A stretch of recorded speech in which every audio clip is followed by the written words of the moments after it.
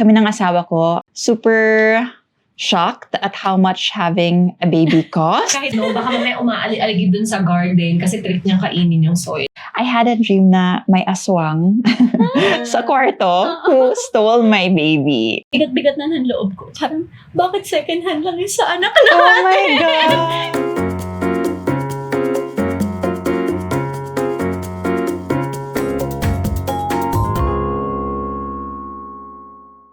Hi, Parent Team, Titos and Titas, and welcome to Spill the Tea by Parent Team. My name is Laura Liman Pasumal. I am a mom, a wife, a host, Miss World Philippines 2017. Pero pagdating sa mundo ng parenting, of course, newbie pa rin ako. Now, for those of you who are new here, Parent Team is your trusted parenting go-to from pregnancy all the way up to preschool years. It's a parenting platform backed by Nestle and YF Nutrition, and the best part about it is that it's everywhere. There's a website, there's Facebook, there's Instagram, TikTok, lahat. You will find everything you need to know online. Now, dito sa Spill the Tea, walang filter, walang judgment, at hindi lang basta chika. We will be revealing the secrets and uncomfortable truth about pregnancy from experienced moms and experts. Now, speaking of those experienced moms and experts, we have with us today Mom She Pat from Mom She Diaries. Hi! Hello, everyone! And of course, our resident OBGYN, Doc She. Hello, Doc. Hello everyone. Thanks so much for being here with us today, guys. We're so excited to hear from you. Okay, so bago tayo mag-start with our topic today, why don't we share some fun facts about each other? Maybe a fun fact about yourselves when you were pregnant? Who wants to start? Mom She Pat? I'll start Okay. first. Okay. I have 2 kids.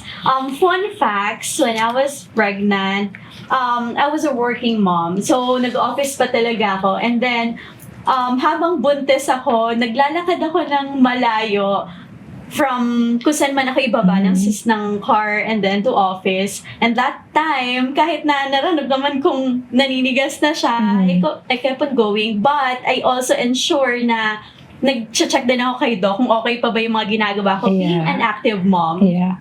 Wow, love that. Active mom. I wasn't like that. I wish I would be like that next time. But how about you, Doc? Nako, I had my kid when I was in med school. Wow, that's hard. Sabi nila, I'm in the safest place to be na now. So I didn't stop hanggang sa nagko-contract na, mag-labor na ako. And mahirap tong time namin. So my daughter is already 26 years old. And during that time, I don't have access to all the information that you have now. Yeah. Diba? So I only rely dun sa mga sabi ng kapitbahay, nakapamilya. But now, mga momshies, mga titos, titas, ano lang meron sa inyo, you have all the information nandiyan na sa fingertips nyo. But sa dami niyan, I'm sure overwhelmed kayo. And I'm happy na nandito kasi I want to be able to spill yung evidence-based tea ngayon sa inyo. Yes, that's so true. There's so much information out there, info overload. That's why we have expert moms and doctors here with us to uncover the truth. So how did you guys know that you were pregnant in the first place, if I may ask? Well, I had a hint kasi alam kong hindi safe. Actually, my husband was trying to have a baby na din talaga because of his age. We have 12 years gap. Wow. That's why. Okay, wow. So, yeah, we already talk about it. And then, nung hindi na ako nagkaroon, in the first month, ang hint ko talaga, ito na yun. Instinct. And then, nagpa-check up na din kami. And then, confirmed, meron na kaming first baby. Okay, love that. It was planned. How about for you, Doc She? Ako kakaiba, alam niyo ba yung heightened sense of smell? Wow. Not kidding. Like, alam ko yung niluluto na ng kapitbahay from afar. No, weird. Alakas Parang, Yun pala. Siyempre, nasa med school naman tayo. Kasi bakit ganon? Bakit parang alam ko na yung niluluto ng kapitbahay? Alam ko na ito, alam ko na yan. Just because of the smell. Ang mga buntis pala talaga, they do have this heightened sense of smell. Parang superpower yan ng buntis. And akala ko ganun lang. Ano pala siya? Parang warning din because ano bang very common ng first time? Ikaw, anong common ng first trimester sa'yo? Nahihilo sa amoy. Ano pa? Or Yan. sa pang-amoy talaga. Tsaka common yung nausea and vomiting. Parang, kaya pala binigay yun sa'yo para makaiwas ka Mhm. sa mga food that could trigger your nausea and vomiting. Ang galing. Galing mo, Nice. It's like your body's way of talking to you, no, of sending warning signals. Well, I love that you mentioned that, Doc, because today's topic is actually all about pregnancy symptoms. And of course, there are different segments to that. There are the physical symptoms, emotional symptoms. Let's start with the physical symptoms.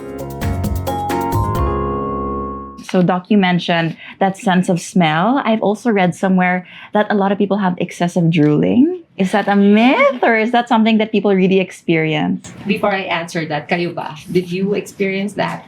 Well, I don't think so. I didn't feel anything. Really? Did you? Drooling? Yeah, when I was pregnant, super sensitive ko kasi talaga, yun nga, lalo na yung pang-amoy, kapag may nakikita ako, sobrang affected talaga ako. And yeah, I experienced that as well. Sobrang hirap, lalo na first trimester. In a way, because sa first trimester, no, mas common talaga yung nausea and vomiting. Mm. Right? So, when we are nauseous, ang tendency is for us to swallow less. So, para siyang naiipon. Hindi naman excessive yung saliva production, but para siyang naiipon because we are afraid to swallow for the fear na baka magsuka tayo. So, we call that thialism gravidarum. Okay. Buti na nag-med school na ako noon. Kaya. At least, Yeah, at least. terms Yeah. in advance. Kasi kami kailangan namin magtanong, so OB normal ba? to? Yeah. Hindi ko naman alam na mag-OB ako dati. So, parang gusto nga dati, derma pa or IM. But, nakakakuha, di ba? Yeah. Parang ngayon ko na-realize, yun pala yun. Mga inaaral ko nung thialism gravidarum. And huwag kayong mahiya. Kasi sometimes, na nakakapansin nun, si partner, si husband. Mhm. Kasi sometimes we are unconscious about it. Mhm. Kaya nga tinanong ko kayo, are you aware na gano'n? Sometimes it may be not, pero yung nakapaligid sa atin, aasarin tayo kasi, babe, ano ba yan? Bakit Parang ganon? gano'n. Yeah. Bakit gano'n? Well, speaking of feeling hiya or embarrassed about some of the symptoms, I know a lot of people also experience darkened underarms, and that can be very embarrassing also for a woman, diba? Doc, is that a pregnancy symptom in itself? Naku, minsan nga yun yung pinagpapacheck, ang would you believe? Mas Mhm. concerned sila about it compared dun sa, oh, doc, may heartbeat na ba? Or something. Because they really notice darkening of the nape, the armpits. But you know what? Ang unang nagda-darken and halata mo talaga that a woman is pregnant is yung line. Nakita niya yung line niya. Mhm. Linea negra, no, Doc? Yes. That's what it's Pag called. hindi tayo pregnant, it's called linea alba. Kasi it's Okay. white. Pero, in a woman na nagbuntis na before or buntis currently, nagda-darken siya. Mhm. Kasi, di ba, ang pigment ng skin causing yung color natin is melanin. Ang mga hormones of pregnancy can actually trigger the melanin. Kaya lalo siya nagda-darken. But I always tell my patients, ang good news naman dyan, once you deliver, definitely maglalighten naman yan. Mhm. Pero hindi ko masasabing 100% babalik sa dati. Mhm. Hindi.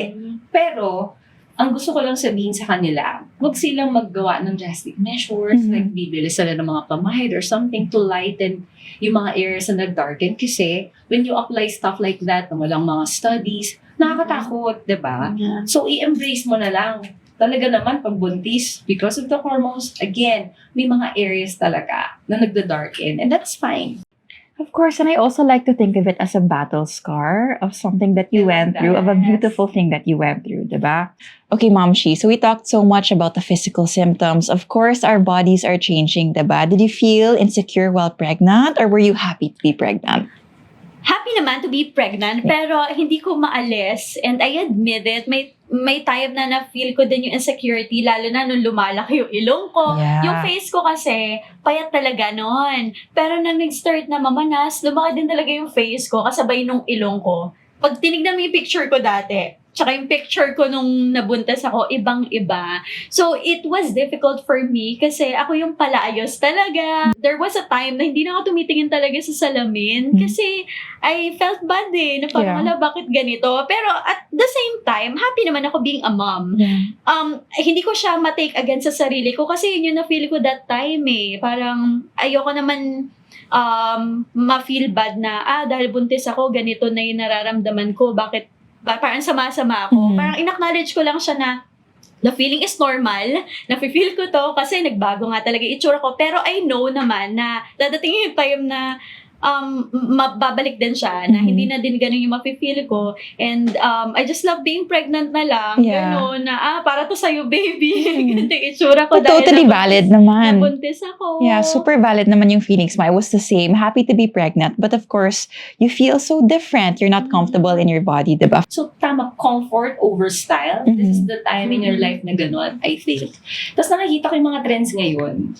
Yung mga how pregnancy humbled me. Yes. Kasi when you're talking about itong physical na pagbabago, Correct. nakakatuwa, no? Mga transition. And you embrace it talaga. Bigla ka nagkaroon ng mga acne na ang kinis mo before. Kasi nga, syempre you love the baby. So parang, sabi mo kanina, battle scars mo to. So Yes, be it. proud battle scars. Now, there's another myth on here, Doc, and it says, totoo ba na kapag blooming or maganda ang itsura, it means that you're having a boy? Tingnan ko nga, ikaw. What was your experience? No? You had 2 kids, Two right? kids, yes. Sige nga, dalawa yan, girl and boy. Tell us. Yung first baby ko is girl. Pero doon talaga lumaki din yung ilong ko. Doon ako Doon ka lumaki. namaga. Oo. So I can compare that time kasi wala pa naman akong boy. Pero nung nagka-boy na ako, hindi naman ako ganun namaga. Kasi Parang- diba ang weird? Parang iba-iba din eh. Iba-iba. Like yung, sabihin mo na nga, yung sa kapitbahay, sinasabi na, ay, ang itim nung ano niya, tsaka magayang yung lalaki yan. Ah. Some naman, di ba, they're glowing. Ito yung totoo dyan. When we are pregnant, there is increased flow of blood, especially around the face, around the head, ganyan. So, because of this increased blood flow, nagkakaroon tayong tinatawag na pregnancy glow. So, regardless if you're having a boy or having a girl, pag medyo flush ka, di ba parang may instant blush on na yan. So, namumula na yung mga cheeks. So, parang, ang ganda niya, no? Pero ako maganda ako yun. I had a girl. Oo. Kasi pumapasok sa school. So, syempre, parang, ano nangyari sa'yo? Of course, hindi ko naman sinabi agad. Kasi baka ayaw nila ako papasukin na matakot sila. But, na-notice talaga nila na iba. Na you're blooming, Doc? Oo. Pero only to find out na dahil pala yun nga, sa increased blood flow. Because of the pregnancy. Yeah, not Yeah. because I was carrying a baby girl. Yeah. So, it has nothing to do with gender, actually. That's nice, no? Kasi as I'm hearing, mas marami yung hindi gumaganda. Yung tingin nila, siguro Diba? sa size changes. Pero siguro you just have to embrace na lang din talaga. Since nandun na yung baby, enjoy the experience, Yeah. enjoy the changes. And I always like to say na sometimes it's more in our minds than what other people see, right? It's all in our heads. We just have to enjoy the moment and enjoy pregnancy. All right, Doc. Now, and of course, Momshi, aside from physical symptoms, there are a lot of emotional changes that we all go through. Ikaw, Momshi, did you experience any emotional changes during pregnancy? Super. Super? Oh, no.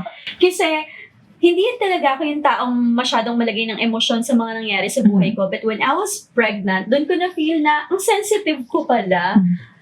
Lalo na pagdating sa mga ginagawa ng partner mo, hindi sa ibang tao. Minsan nga na-displace mo yung halimbawa, pagod ka sa trabaho, tapos pagdating sa bahay, doon mo na nalalabas. And sometimes, I also felt na parang hindi ko siya basta ma-share sa iba kasi parang nag-iinarte na lang ako. Mhm. May mind yung naisip ko, parang ang arte ko naman, hindi ko tuloy masabi. So may times na umiiyak na lang ako mag-isa. Is that the hormones talking, Doc? Or what is it? Alam niyo, like, sa start ng pregnancy, syempre, ano yan may build up. Parang ganun. And because biglang nag-increase si estrogen and mas lalo nag-increase si progesterone, parang may roller coaster of emotions talaga. And actually, I agree with you. Yung iba, nasa-suppress nila yung ganitong emotions. Thinking na yung nakapaligid, baka sabihin na, OA naman ito. It's very important na attune tayo sa emotions natin. And it's really something na kakambal, I guess, ng pregnancy. No, it's the hormones talking talaga. But you know what? Apart from the hormones, depende yan sa situation you're in. Of course, there are other stressors in life. Ikaw, you're working. Ako, I was studying. Yun pa lang, di ba? Parang it takes a toll on us, no? Physically. I like how you guys mentioned that because there's the hormones, there's the environment, but of course, there's also the financial factor. Sa totoo lang, it's super gastos to have a baby. You know, there's so many things that you need to think about, so many things you need to coordinate with your family, with your husband. Was that the same for you, Momshi? Yes, and good thing na we planned naman talaga. So alam mo yun, you prepare. That's one of the most important thing that I can tell to other people if they're planning a baby. prepare not just emotionally but Mm. also financially. Kasi kapag hindi ka prepared financially, mas dadami yung magiging problema mo. Though it was planned, merong mga topics na hindi nyo talaga pinag-uusapan prior having a baby or Mm. prior having a family. Like for example, paano nyo di-divide yung expenses? Paano kayo bibili ng damit? Yes, exactly. Kasi I'm the type Nakakagulat of person, yung financial cost of having a baby. yes, I'm not the type of person who talks about money kasi. Mhm. Dahil ayoko talaga ng issue, yung mga ganyan. Dahil alam natin, kahit di pa tayo nag-aasawa, parang ang daming families na nasisira because of Mhm. money matters. Si hobby ko, okay lang sa kanya yung mga hand-me-downs. Part siguro of planning is para makatipid din. Mhm. So, okay lang mga bigay ng mga kapatid. Pero that time, hindi ako nagkakwento. Ang bigat-bigat na ng loob ko. Parang, bakit second hand lang yun sa anak natin? Oh my gosh! Oh my Ganon. gosh! Bakit parang tinitipid? So, ang bigat-bigat ng loob ko kasi feeling ko, I thought, nag-prepare kami. Pero yung preparation pala is not as I expected. Mhm. Kasi what happened to me was that na-surprise ako. More na-shock ako. Mhm. Kaya, Mhm. yung emotion ko talaga grabe. So, may time na umiiyak ako every night. Pag Aww. iniisip ko na ano ba yan, yung anak ko walang bagong crib. Gusto ko pink. Buti na lang, uso na din yung online shopping that time. So, browse, check out. Tapos magulat ka, dumadating na lang yung mga orders. Grabe, no? I think that should be another topic, how overwhelming the baby industry is. Kasi doon ako nagulat. I mean, when you go into a baby store, first of all, there's like 50 different strollers that you need to choose from. There's like 20 different kinds of bottles. Yes. How do you know what you need? And if it's the first time mom, especially, you end up buying things you don't need. I bought too many things, never used it. Sayang lang yung pera, Totoo diba? naman yan. Ang mahalaga sa akin that time, nung buntis ako, yung present. So, bumili kami ng shoes na comfy, na may memory foam. Wow. Tapos, Kaso maluwag na siya sa'yo. after, Kasi nga, hindi, kasi di ba yung namamanas yung paa. That's common in pregnancy, lalo na sa hapon. You walk the whole day. Yeah. So pag uwi mo ngayon, doon siya malaki. Ngayon, akala nila pagka ganun mataas agad yung BP. Hindi. Because manas is really common in pregnancy. Pag ang namanas mukha and hands, yun ang danger sign. Danger sign. gender reveal ng first baby ko, hindi ko pa masyadong alam eh. So, nag-baby shower lang kami. Pandemic ba yung first? Hindi naman, okay. by 16. Pero Pero sa tama second, naman yung gender reveal Kasi meron Second, akong pasyente, Yeah. mali ay grabe yung gano'n. Yeah. Puro pink, tapos paglabas boy Oh my gosh, you know, yung sa akin, I have a story about that. Diba you can ask the doctor to write it on a paper. My OB wrote XX. And diba for girl, it's XX. And then XY, XY for boy. Parang pinahirapan, pandali namang. Yes, yan yung problem. So I brought it to the bakery. Pero the person in the bakery had no idea. So sinabi niya sa akin, nakalagay XX, ma'am. Oh my gosh! So, ayun. Pero buti na lang yung medyo may pregnancy brain ako that time. So, I didn't brain fog. I didn't exactly remember. Pero maybe I was also like subconsciously blocking it out. Pero can you imagine if I knew? Like, Oo nga. lahat ruined. Yeah. Sa amin sister ko nag-plan para sa second ko nung nag-baby shower kami. Mm-mm. So, sila lang nakakaalam. Pero, ang ginawa namin, pinagsuot namin sila ng mga damit. Depende sa hula nila or gusto nila. So, ibang may iba naka-blue, may ibang naka-pink. You're blessed kasi hindi lahat ng mga women out there ganyan, no? But regardless, syempre mahirap naman talaga yung financial aspect. So, I guess, isa sa mga pinaka-importante is having a supportive family. Kung hindi man yung financial talaga, meron kang makakausap about your struggles. Because, alam nyo, yung mga stress, yung mga pag-iisip ng mga ganyan, gastos and everything, that could also affect the growth and development of the baby.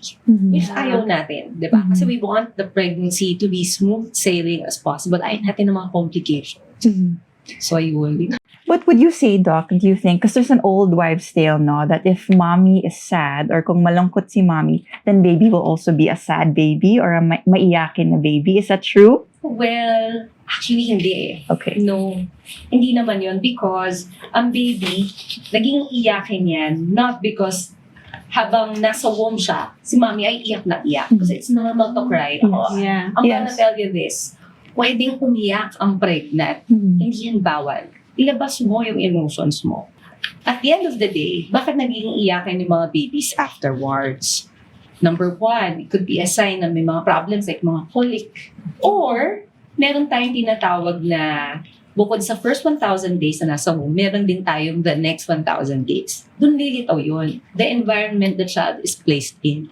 So, mas naging iyakin siya kung ang family nakikita niya, medyo may pagka-dysfunctional. But yung in utero ay nasa loob, wala. So, kung gusto mong umiyak, sige Iyak go. lang.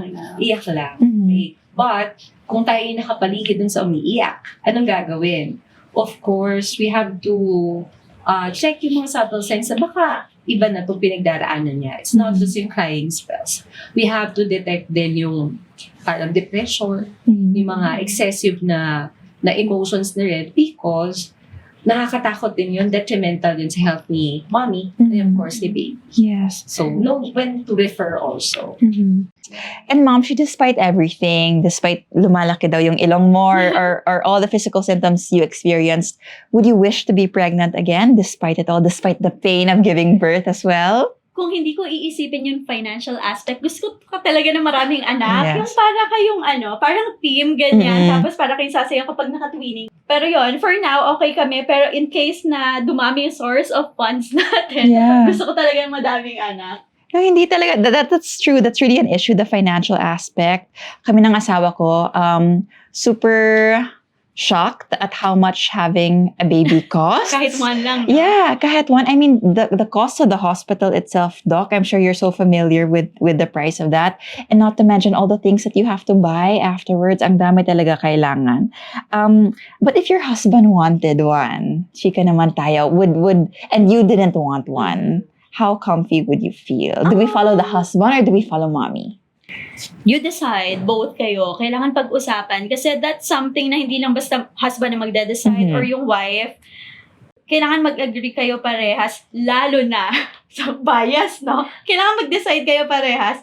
Pero malaking factor yung ano yung nafe-feel ng nanay kasi siya yung magdadala, hindi man yung husband. True. So, kailangan mag-agree kayo and considering yung, yung decision din ng wife. Kasi, ang hirap kapag nag-agree kayong mag-aanak kayo. Pero ikaw, hindi kami mo sure sa sarili mo kung kaya mo pabadalin yung baby na yun sa katawan mo. Yeah. And at the end of the day, we're carrying it for 9 months, no? Yes, So it's in our hindi body. really 9 months. Hindi Parang biro 9 months talaga. na pinahaba yun because yung reason mo is yung financial aspect, not because you were traumatized by Mhm. the Oo, experience. hindi naman. No. Yun yung maganda. Kasi ako, as an OBGYN, yan talaga yung gusto ko, yun yung goal ko. That the woman would have this pleasurable experience of giving birth, yung journey niya, ng pregnancy to Yes. motherhood.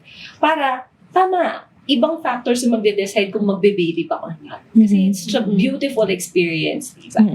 So, yun. And Unforgettable. unforgettable. And it's funny, we're talking about all the bad symptoms we experienced, but at the end of the day, we still want another one. Yes. All right, so now let's talk about the digestive shifts. Of course, the most common is morning sickness. Mom, did you experience that? Ay, grabe. Kasi di ba I have 2 kids. So, kay Misha, since first time mama ko noon, sobrang hirap. Kasi yung pagising mo pa lang, medyo baliktad pa yung shift ko noon kasi nag-work nga ako, panggabi ako. So, nag-request naman ako na maging pang morning. So, literal na morning tong nafe-feel ko. Kapag gising ko pa lang, parang umiikot na talaga yung tiyan ko. So, I had a hard time taking breakfast. Kasi, hindi okay yung feeling ko eh. Normal ba yun? Yung ganong feeling na hindi lang sa pag may naamoy ka, yung parang pagising mo lang, Yeah. hilong-hilo ka talaga. Kasi nga, lalo na sa first trimester, because mataas yung beta-HCG, plus yung mga progesterone mo, prone talaga mag-nausea and vomiting. But si morning sickness, misnomer siya, no? Oo. Kasi karamihan ng patients ko, hindi naman sa umaga. Yeah, Sa'yo like sa me. umaga. Like But me sa- whole sa day. gabi na. Oh, yun. Ganun ako kay Hapon, paggabi. Airem.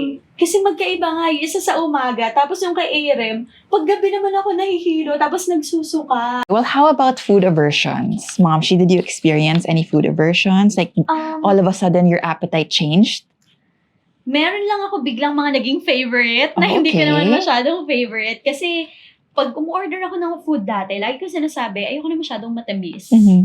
Pero may time na super nahilig talaga ako sa marshmallow. Yung marshmallow na may chocolate sa loob. Per day, nakakailang order ako. ng marshmallow with chocolate na yon. And then, ito na nga, nagpa-check up ako. Pagpa-check up ko kay Doc, tumaas yung sugar ko. So, Oh, no. kailangan kong Yan na nga. mag-adjust. Yun yung mga bagay na hindi ko in-expect. Kasi nga, hindi naman talaga ako mahilig sa matamis before. And- Bakit kaya ganun, no? Or I also heard there's an old wives' tale where if you crave something sweet, you're having a girl. But if you crave something sour, it's a boy. But in your case, Sa baliktad. akin kay Arem matamis. Matamis, Mm, okay. Sa So, boy ko ibig sabihin, hindi talaga totoo yung myth, right? Ganun talaga. And again, it has something to do with the hormones, but more so yung status mo, nutritional state mo during that time. Kaya rin siguro tumataas na actually yung sugar mo. And that's the reason why you're craving for sweets.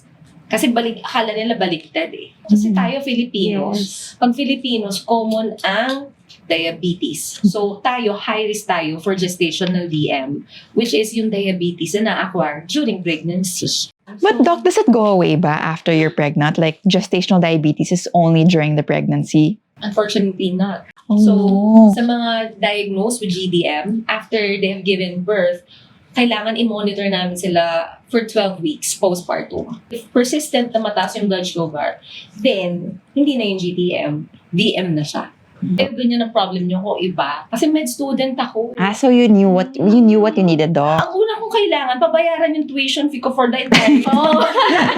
True. That's number one. Mhm. Pero yung simple, I was craving for melon. Imagine mo, you know the melon, the fruit. Mm-mm. Ang gusto ko yung fruit na ikakat mo siya, kainin mo yung mga cubes.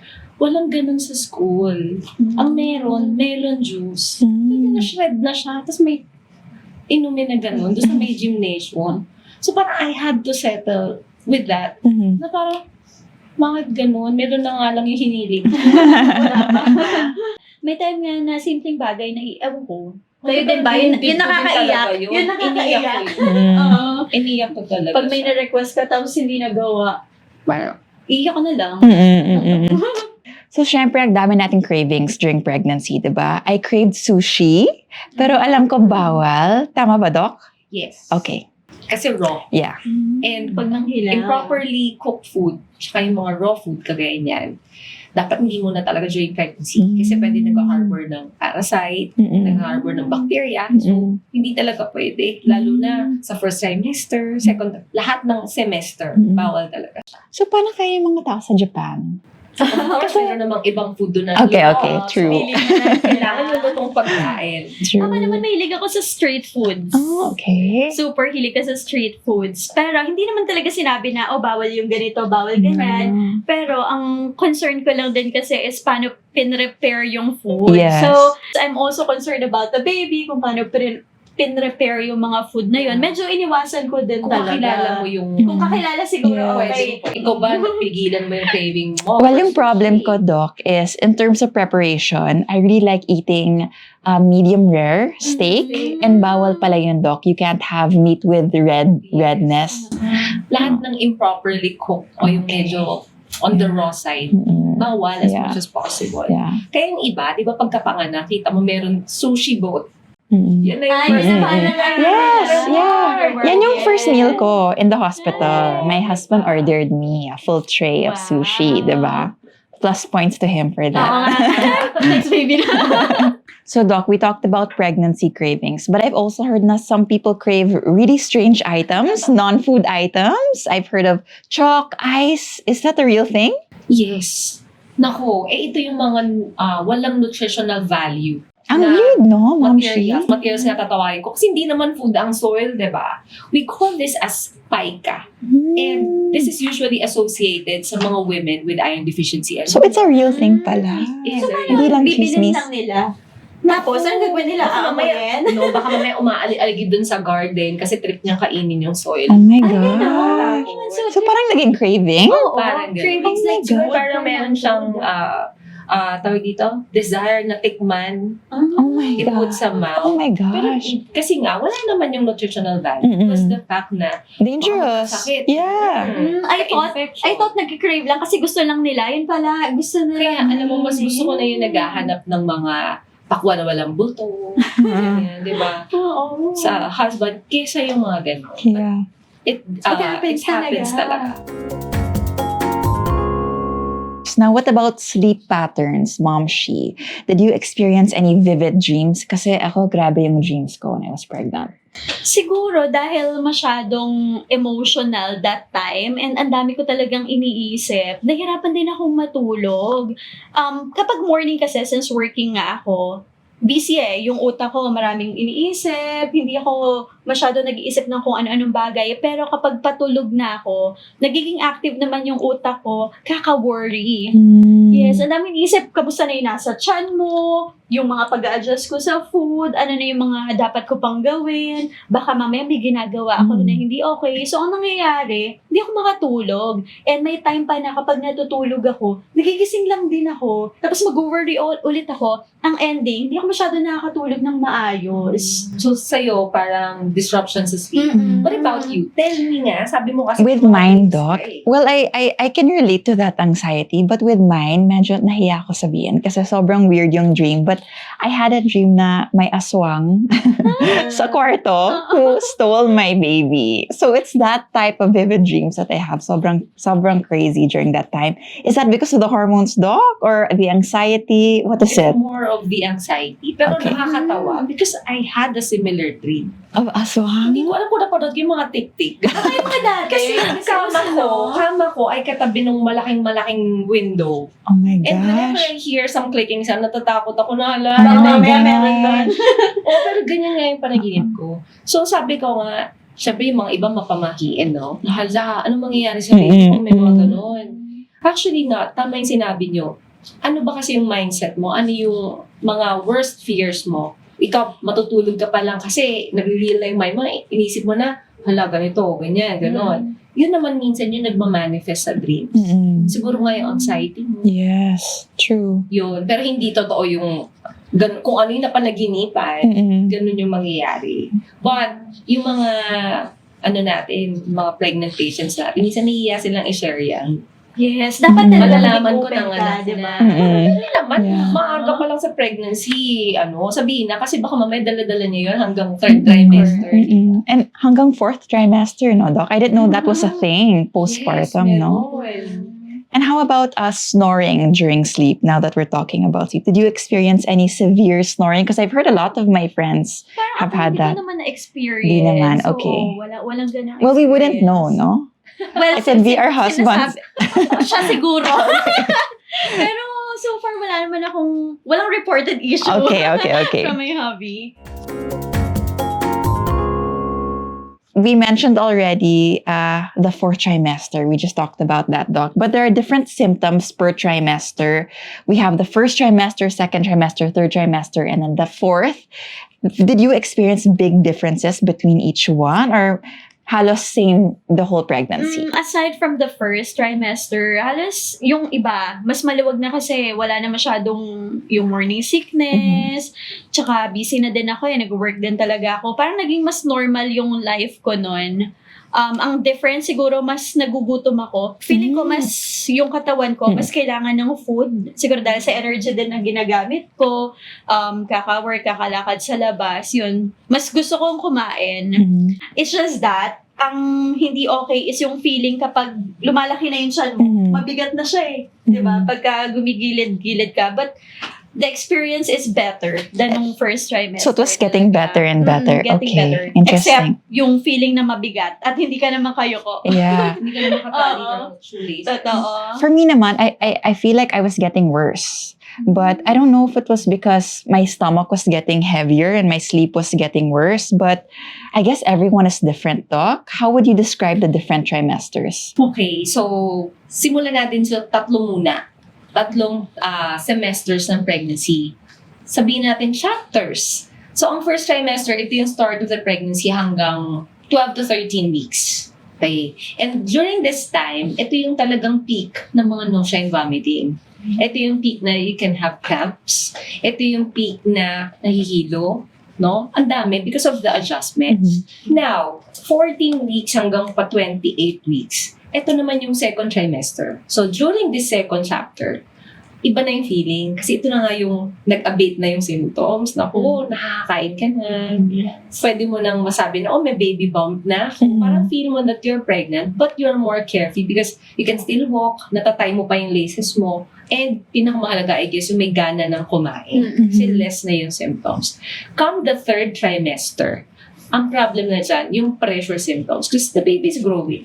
So sa 3rd trimester, andun na rin yung mga pag-aabala mo because nagde-nesting na. Yes. So, ready ka na ng mga gamit.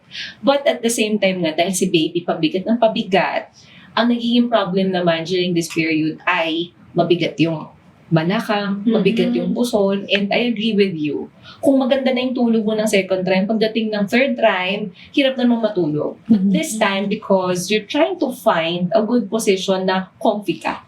Diba? Kasi bigat. Plus the fact na, naku, lagi ka magpupunta sa CR na. Yes. Oh my God. Hating gabi, di ba? Yes, true. Now, it's a good thing that you've mentioned about the 4th trimester. Hindi kasi lahat alam yun. Kasi akala nila pag nanganak ka na, 3rd trimester, tapos na. But you know what? The 4th trimester, this is the time that your body is recovering from the pregnancy, from the delivery, from labor. It's the time that bumabalik yung uterus mo sa normal size. It's the time also that you are establishing and maintaining breastfeeding. So equally important siya.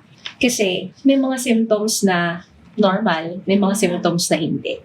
Ako, I always think, kayo, kung mga pregnant patients natin, partners yan sa monitoring, hindi rin na iaasa lahat sa OB. Parang partners tayo dyan in recognizing yung mga potentially red flags, no? Especially because you can feel the baby, no, by that time, no, Mom She. Did you feel? Super grabe ba yung? Yes. Oh, how So, cute! dati, hindi pa ako masyadong nag-video. Pero yung nafe-feel mo na talaga, tapos may nakikita mo, may gumagano, nagmamove na ganun sa chan mo. Familiar ba kayo dun sa yung sing-sing? Nung Sing-sing, lumaki no. kasi yung chan ko, di gumagalaw nga. Nabanggit sa amin na meron palang way to know the gender. Ay. The sing-sing. Ay, yung thread, tas sing-sing. Tapos depende kung paano yung bagsak niya, rotation, girl or boy daw. Did it work for you? Tama ba yung prediction? Parang mali. Dun sa ba? dalawa. Yeah. Pero buti lang, nagpapacheck up naman kami. Pero sometimes, di ba, ang fun lang, kapag tinatry mo yung sinasabi na iba na hindi mo naman sure kung tama, tapos iti-check mo, iba-validate mo through check-up, tapos Yes. mali pala. Grabe. shape na lang Yes, yung mismo. shape. That's what I based mine upon. If you're carrying low, it's a girl. If you're carrying high, it's a boy. Tama ba, Doc? Mga patusok Or pa, no? bilog. Alam mo, we do examine the abdomen of a pregnant woman not because we want to find out anong gender, but we want to know anong orientation niya. Naka-longitudinal ba yan? Naka-horizontal? Because that would help us create a birth plan for you. Pwede ba ito mag-normal delivery? Nakapwesto ba or not? The shape of the abdomen has nothing to do with gender. Kasi na-fertilize pa lang yan, predetermined na yung gender niyan. So kahit ano magiging shape would not affect it. Now we know. Yeah, now we know. Ikaw may sing-sing Huwag na tayo ka. naniniwala sa mga ganyan. May mga props pa pala. It's fun. It's fun. Yes. Nice activity for mom and dad. But Doc, what do you think are other red flags? You mentioned some already, but for example, since we can feel our baby kick, kapag na-lessen na yung kicks, is that a time that we consult you or how does it work? Ganito. Una, kailan kayo nakafeel ng quickening? Yung first time kumalaw si baby. Hindi ko maalala yung months, pero medyo malaki na. Malaki na. Oo. Kasi not all of us would be attuned dun sa movement ko. Yes. Kasi ang daming layers na. And some mommies cannot feel it pala. May ibang mommies na Kahit super big tahimik na yung daw. baby. Yes. And how do you know if the baby's doing good? So, syempre, pag, kunwari, kumain ka, hanap ka ng comfy position, 2 hours, dapat at least 10 to 20, na hindi naman yung talagang malakas ng sipa, but mayroong galaw. And that's okay. So, kung halimbawa, hindi niya nagagawa yun, kumain ka na ulit para ma-stimulate siya and stuff, iba talaga yung movement. Like sinasabi, you have to consult. Kasi, bakit ganun? Parang kapos yung movement niya. So, that's one danger sign. And potentially life-saving talaga yun. No? Especially yung mga near-term na. Kailangan, alam nila yan na hindi gumalaw si baby. kahit di pa schedule ng check-up ko, I have to go and visit my OB na. Correct. Buti nga nabanggit mo yan, Doc, kasi I remember, nung buntis ako, may time na kinakatok ko. Kasi, ewan ko ba, siguro part of being a mom, na napaparaning ka kung kamusta na yung anak mo sa loob. Dahil nga, mahabang oras din ako gising, tas nahihirapan din ako matulog may time na ganun. Kapag feeling ko tahimik siya, walang galaw, ginaganon ko talaga, or papatugtog ako ng music. Kasi, pag nagpapatugtog ng music, siguro naririnig din nila, may time na nag-love sila. Yes. 28 weeks onwards pa, nakaka-hear na yung si baby. So, either irarab ko, pag nirab ko, hindi gumalaw. Yes. Pero buti ka pa, Momshi. Yung anxiety ko, ibang level. I bought a Doppler pa. So that I could hear the heartbeat. That's how much I was in my mind. So ako nga, sabi ko siya, double-edged sword yan for me. I do not really advocate it kasi baka nga parang si Laura, ano siya? Yeah, I'm not a good example. I'm not a good example. Diba? So, okay namang meron. Kasi kung hindi ka nagre-rely sa movement, pwede naman. But as long as meron kang supervision, pwede naman. Momshi, did you have any scary moments during pregnancy? Yes, pero ito, paano na ako ha? Malapit na ako mga anak. Parang 34th week or 35th week, gano'n. Nag-spotting ako. Kinabahan ako kasi nga, active ako lagi ako naglalakad, baka dahil doon. So, nagpa-check up kami. Tapos, since nag-spotting nga ako, sabi naman ni Doc, wala naman masyadong ipagpaalala masyado. Pero, binigyan niya ako ng pampakapit. So, para kahit nag-work pa rin ako, pinag-rest naman ako for a while. Pero hindi naman ganun katagal kagaya ng iba na inaabot ng months. Parang few days lang. And then, I get back to work. Hinantay ko na lang din until mga anak ako. So, Doc, may mga ganun lang na-experience sa ibang Yeah, moms? you're lucky because near term na siya. Right? Pero, na-imagine mo ba kung nag-spotting ka, na nandun ka pa lang sa middle part ng pregnancy? Sobrang scary yun. And I'm happy na konting spotting, pumunta ka na. Kasi talaga we have to recognize these red flags, no? I always tell my patients na yes, may mga symptoms na okay, may mga symptoms na hindi. Mas maganda kasi yung nakikita, na-assess kayo agad.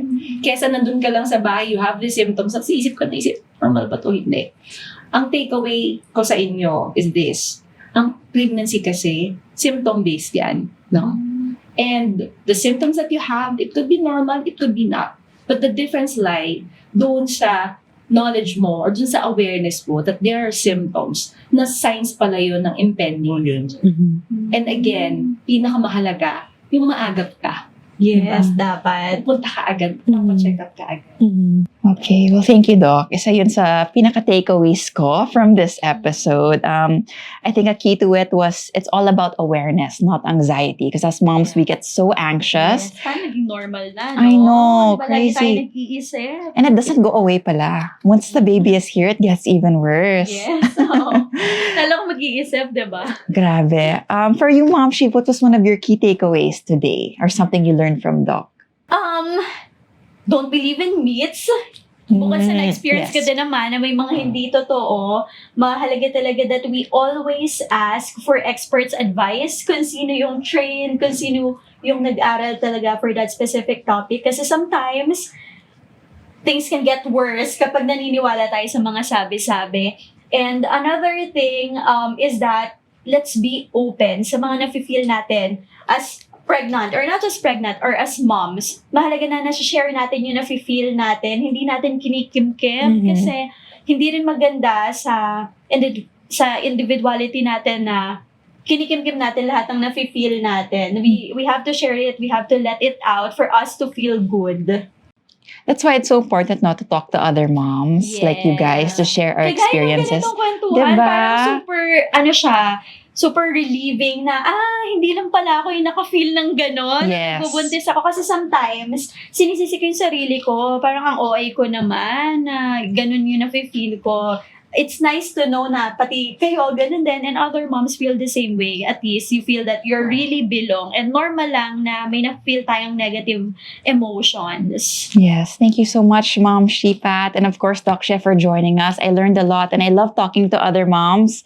Of course, maraming salamat din sa inyo, ka-parent team. I hope you enjoyed our episode of Spill the Tea.